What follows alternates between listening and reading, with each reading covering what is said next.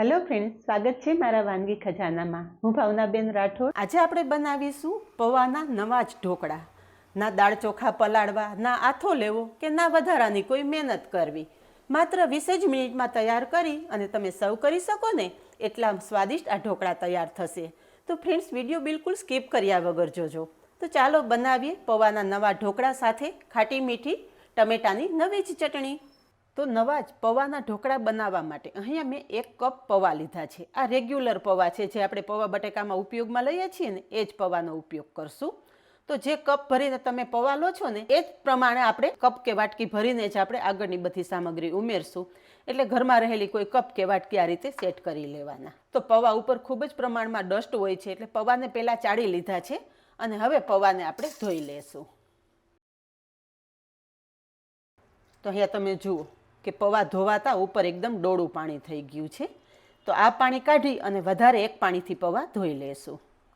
પૌવા સરસ ધોઈ લીધા છે. ધોયેલા પૌવા એક મિક્સર જારમાં લઈ લેશું. ફ્રેન્ડ્સ, આ ઇન્સ્ટન્ટ ઢોકળા તૈયાર થાય છે. સ્વાદમાં તો એવા કે તમે બહારથી લાવેલા ખમણ પણ ભૂલી જશો. એટલા મસ્ત સોફ્ટ આ ઢોકળા તૈયાર થશે. 1 કપ પૌવા સાથે 1 કપ આપણે ચણાની દાળ ઉમેરી દેશું. અડધો કપ ચણાની દાળ મેં ઓવરનાઇટ પાણીમાં પલાળી દીધેલી, એટલે ફૂલી અને અત્યારે 1 કપ થઈ ગઈ છે. તો ચણાની દાળ પણ મિક્સર જારમાં ઉમેરી દેશું. તમે જો ચણાની દાળ પલાળેલી ના હોય તો ચણાની દાળની જગ્યાએ તમે ચણાના લોટનો ઉપયોગ પણ કરી શકો છો. અને એની સાથે દાળ અને પૌવાને બાઇન્ડિંગ આપવા માટે આપણે અડધો કપ રવો લેશું. રવો પણ તમારા ઘરમાં જે હાજર હોય ને એનો ઉપયોગ કરી શકો છો. અને ઢોકળાને એકદમ ટેસ્ટી બનાવવા માટે અહીંયા 1 લીલું મરચાંના ટુકડા, થોડા આદુના ટુકડા અને 6 થી 7 કળી લસણ લીધેલા છે. લસણ તમે ના ખાતા હોય તો સ્કીપ કરી દેવાનું. હવે જે કપ ભરીને આપણે પૌવા અને ચણાની દાળ લીધી છે ને એ જ કપ ભરીને અત્યારે મેં ખાટી છાશ લીધેલી છે. છાશની જગ્યાએ તમે દહીંનો ઉપયોગ પણ કરી શકો છો, પણ થોડું ખાટું લેવાનું જેથી ઢોકળાનો ટેસ્ટ બહુ સરસ આવે. અડધી ચમચી હળદર ઉમેરી દેશું અને સ્વાદ પ્રમાણે મીઠું ઉમેરી દેશું. બધું જ સરસ પીસી લેશું. અહીંયા બધી જ સામગ્રી સરસ પીસી લીધી છે. પીસવામાં મારે વધારે 1 કપ પાણીની જરૂર પડેલી, એટલે ટોટલ આપણે 1 કપ છાશ અને 1 કપ પાણીનો ઉપયોગ કરી અને આ મિશ્રણ તૈયાર કરેલું છે. અને તમે જુઓ કે આ રીતે દાણેદાર મિશ્રણ તૈયાર કરેલું છે. આવું પીસવાનું, એકદમ બારીક પેસ્ટ જેવું કરી નાખશો ને તો ઢોકળામાં ચીકાશ આવી જશે અને ઢોકળા તમારા સરસ ફ્લપી તૈયાર નહીં થાય. પીસેલું મિશ્રણ છે ને એક મિક્સિંગ બાઉલમાં લઈ લેશું.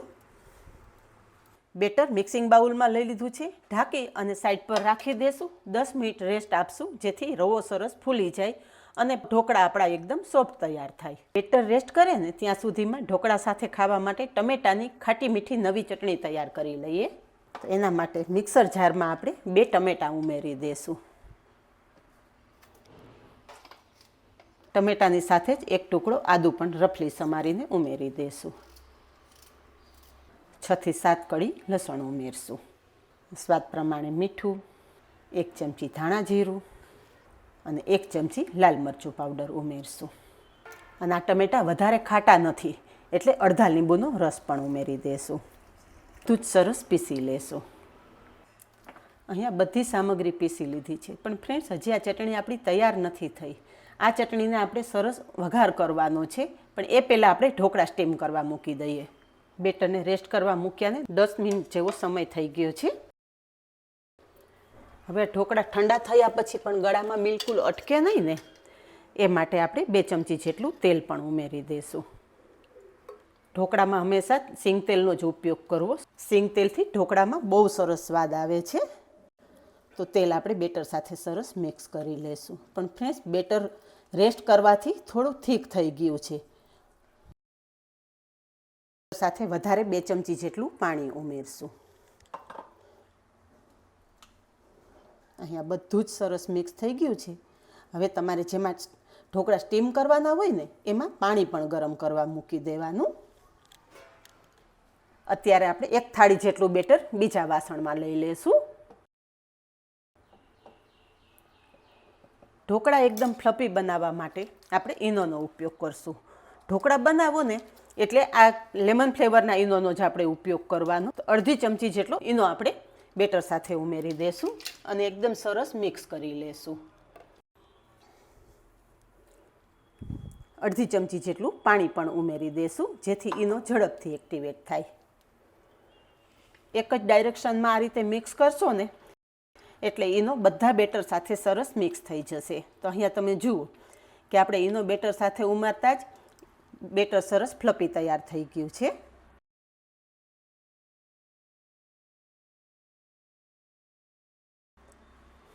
અને બસ તરત જ આપણે તેલથી ગ્રીસ કરેલ થાળીમાં બેટર લઈ લેશું.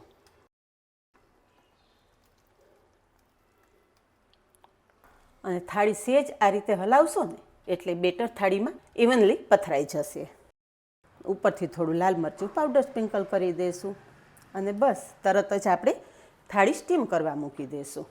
તો ઢોકળા સ્ટીમ કરવા માટે અહીંયા મેં કડાઈમાં પાણી ગરમ કરવા મૂકી દીધેલું. અને તમે જુઓ કે પાણી સરસ ઉકળવા માંડ્યું છે.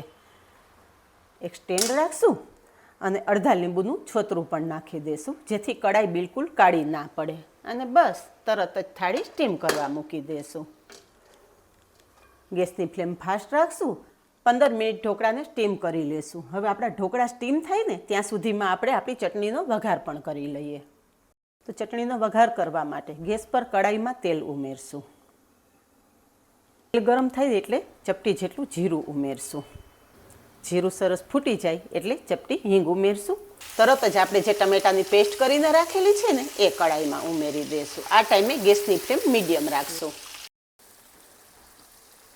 ટમેટાની કચાશ જતી રહે ને ત્યાં સુધી ચટણીને સરસ આપણે સાંતળી લેશું. ફ્રેન્ડ્સ, આ ચટણી એટલી સ્વાદિષ્ટ તૈયાર થાય છે ને કે તમે શાકની જગ્યાએ એક વખત આ ચટણી બનાવી જોજો. શાકની પણ જરૂર ના પડે ને એટલી મસ્ત આ ચટણી તૈયાર થશે. ચટણીનો એકદમ મસ્ત લાલ કલર લેવા માટે આપણે લીલા મસાલાનો આમાં ઉપયોગ કરવાનો નથી. આ ચટણી તેલ સાથે સંતળાશે ને એટલે તેલના છાંટા ઉડવાની શક્યતા રહેશે. એટલે ગેસની ફ્લેમનું ખાસ ધ્યાન રાખવાનું. ગેસની ફ્લેમ મીડિયમ રાખીને જ આ ચટણી તમારે સાંતળવાની છે. અને સતત આ રીતે મિક્સ કરતું રહેવાનું. જો તમે એમ જ ચટણીને છોડી દેશો ને તો અહીંયા તમે જુઓ કે છાંટા ઉડવા માંડ્યા.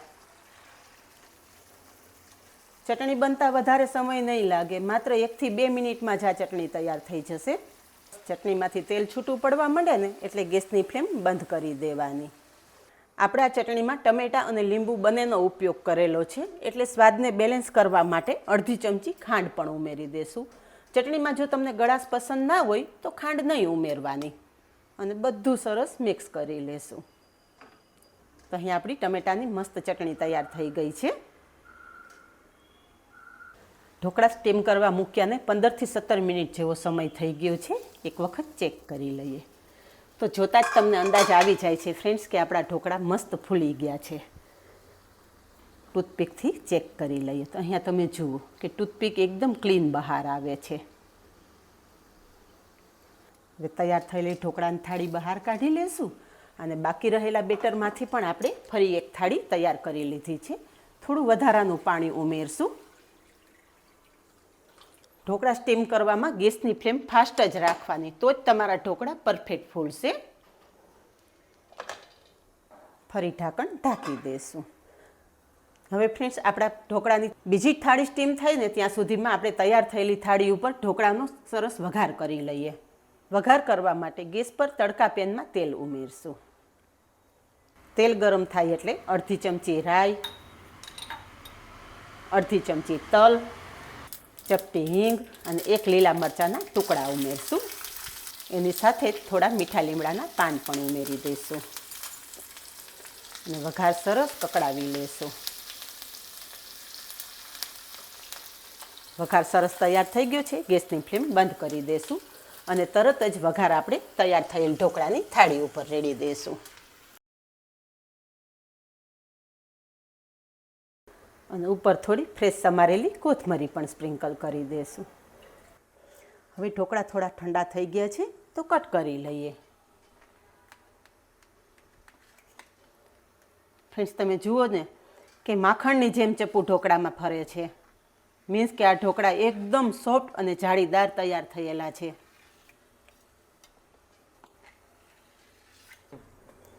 હવે ઢોકળા કાઢીને પણ તમને બતાવી દઉં.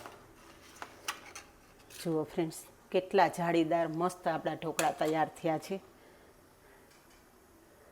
નીચે પણ તમે જાળી જોઈ શકો છો, સાઈડમાં પણ જોઈ શકો છો. એકદમ સોફ્ટ રૂ જેવા પોચા. અને સાથે જો આવી ટમેટાની ચટણી મળી જાય ને તો ફ્રેન્ડ્સ મોજ પડી જાય. તો ફ્રેન્ડ્સ તમને જો મારા અવનવા વિડીયો પસંદ આવતા હોય ને તો વિડીયોને એક લાઇક ચોક્કસ આપજો અને તમારા ફ્રેન્ડ્સ અને ફેમિલી ગ્રુપને શેર કરવાનું બિલકુલ નહીં ભૂલતા. અને હા, આવા જ અવનવા વિડીયો જોવા માટે ચેનલને સબસ્ક્રાઈબ પણ કરી લેજો અને બાજુમાં રહેલું બેલ પણ પ્રેસ કરી રાખજો, જેથી આવનારા બધા જ નવા વિડીયોની નોટિફિકેશન સૌથી પહેલાં આપને મળે. તો આજે બસ આટલું જ. મળીએ નેક્સ્ટ વિડીયોમાં. ત્યાં સુધી બાય. Thank you.